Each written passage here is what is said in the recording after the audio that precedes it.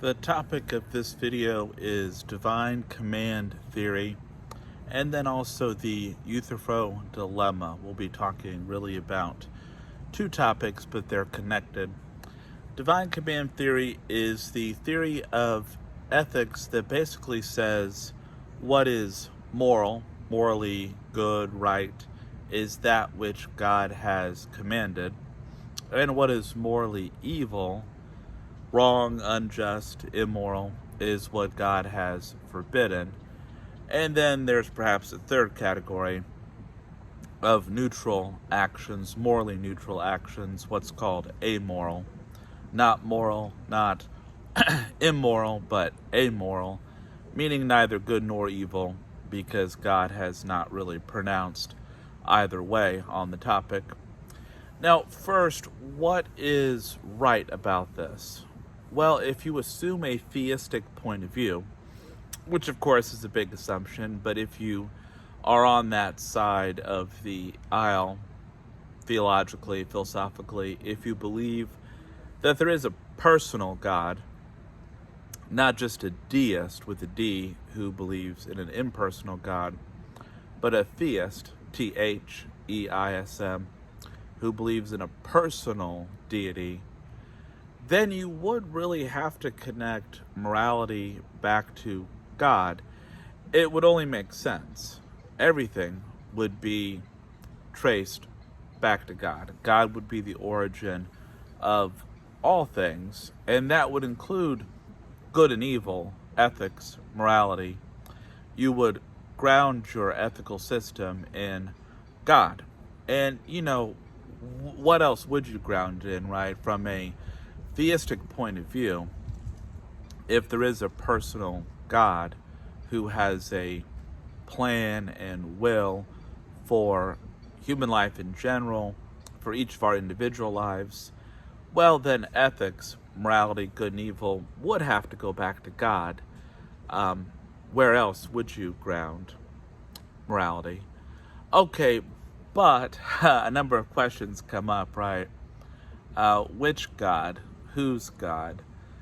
Do I discern the will of God by reading the Bible? By looking to the Quran? Is this the Muslim point of view? Is it a Christian perspective? If so, is it Catholic? Is it Protestant? How do I know what the will of God is?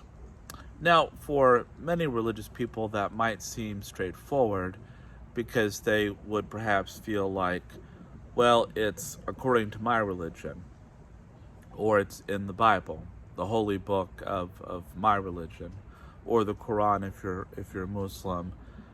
If you're Hindu, the Mahabharata, the Bhagavad Gita, maybe the Tao Te Ching if you're Taoist, the Dhammapada if you're Buddhist. But you could see here there are many different world religions, right? And so I can say, here's the will of God. Someone else could have a totally different opinion about the will of God, right? People differ, people vary on this. So moral means what God has commanded. Okay, so what has God commanded? According to you, according to me, according to this religion, that religion. What is immoral is what has been forbidden by God. But what does God forbid? Who do we ask? Where do we look? So, abortion, same-sex marriage, any type of same-sex sexual relations, usury, charging interest, drinking alcohol, using tobacco, or having a son and getting him circumcised. Are these things that God has commanded or that God has forbidden? Or is God neutral on these topics? There are a variety of different answers, right? I purposely listed those examples because, right, some religions would say that some of those items I just listed are clearly forbidden by God or commanded by God. Drinking alcohol, right? Some religions would say that has been completely forbidden. Other religions disagree. Circumcision, some religions, Judaism, Islam, say that that has been commanded by God. Other religions say not. So divine command theory has a kind of a problem there. Moral means what God has commanded, but who's to say what God has commanded?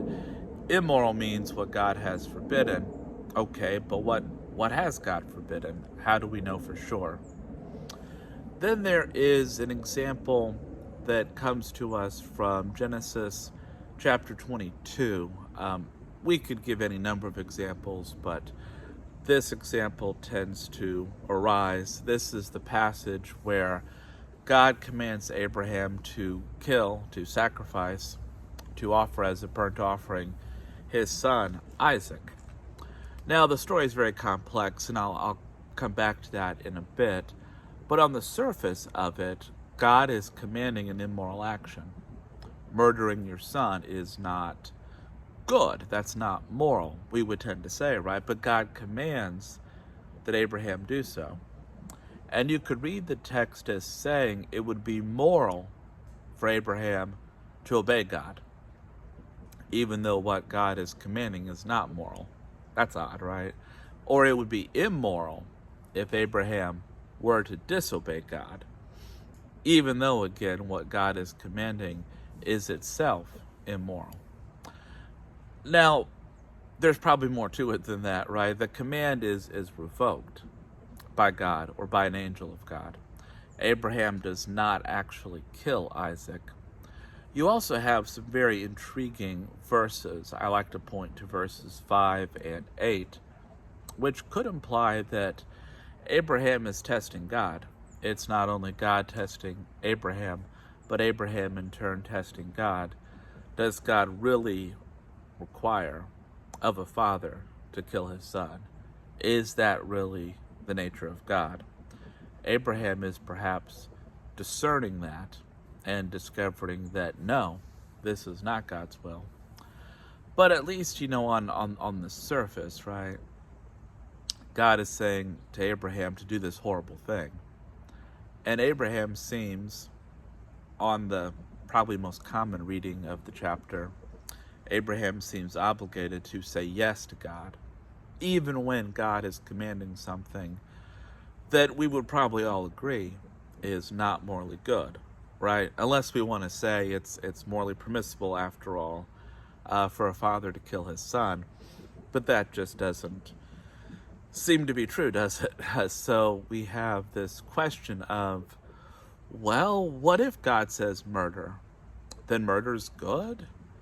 Other passages from the Christian Bible talk about, within the Hebrew Scriptures, God commanding the Hebrews to go and wipe out certain tribes, and to do so in a very brutal fashion, what we would today tend to call genocide. So genocide is evil. Oh, but if God commands it, then it's good, it's permitted, or even obligatory?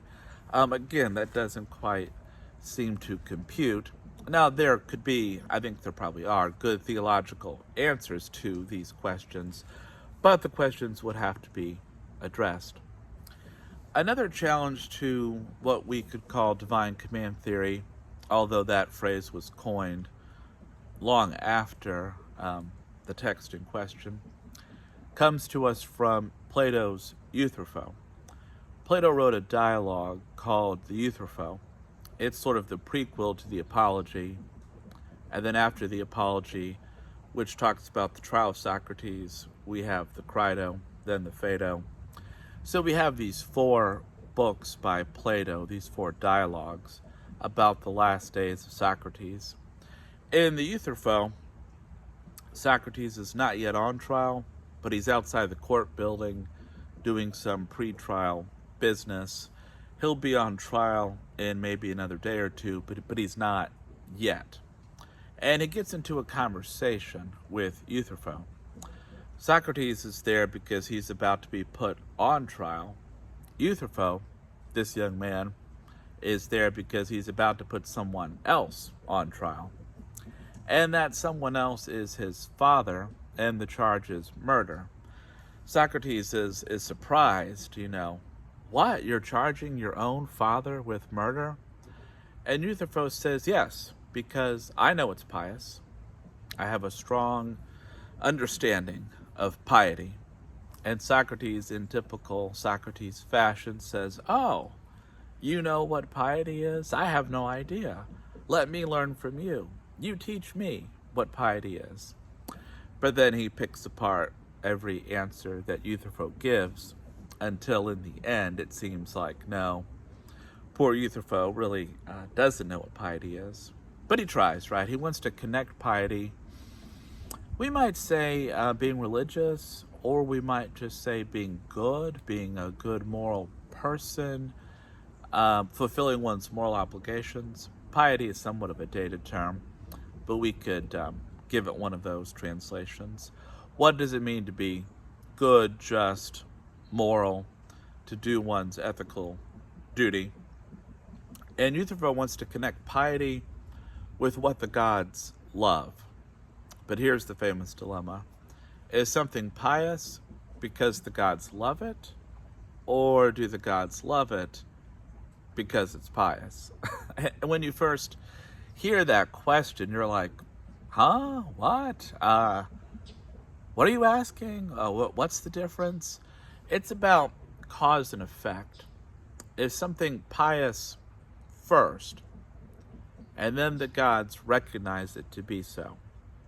So the action is already morally good in of itself, and then the gods subsequently recognize it. See, oh yeah, look at this. It's morally good.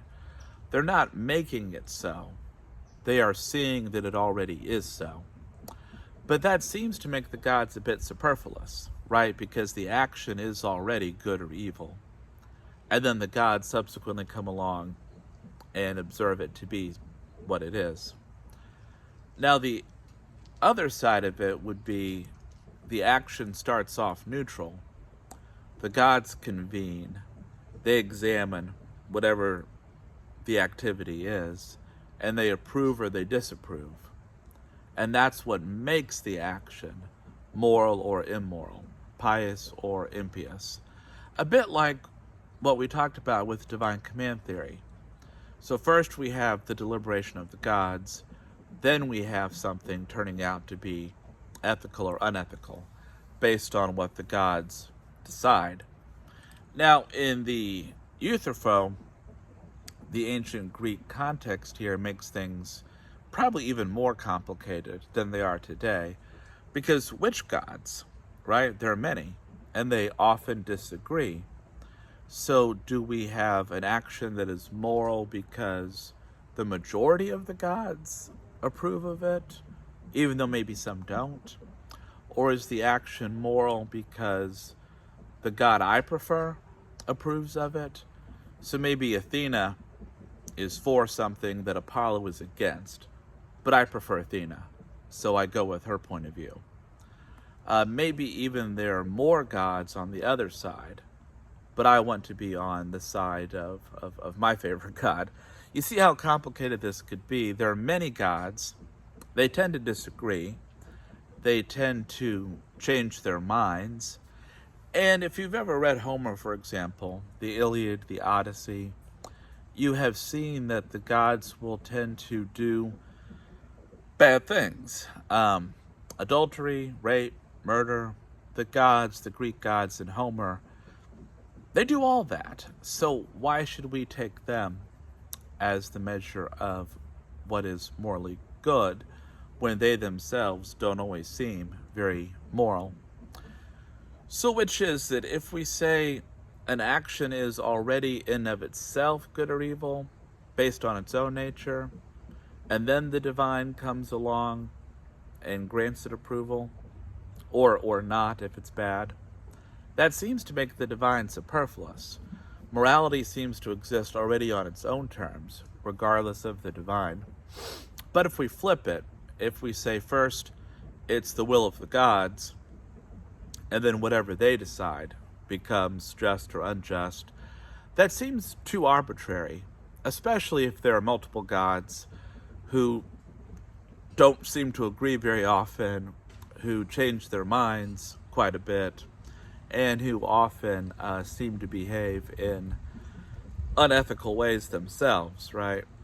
Now, from a Christian point of view, which many of you might be taking today, could you solve the Euthyphro dilemma? Only one God, you don't have to worry about competing deities, and the one God is considered omnibenevolent, all good. But you could still ask, is something good or evil in of itself, and then God sees it as such? Or does God's will come first, and then based on what God decrees, we have an action therefore becoming good or evil? Is that divine command theory? If so, how would we answer the usual challenges to that position?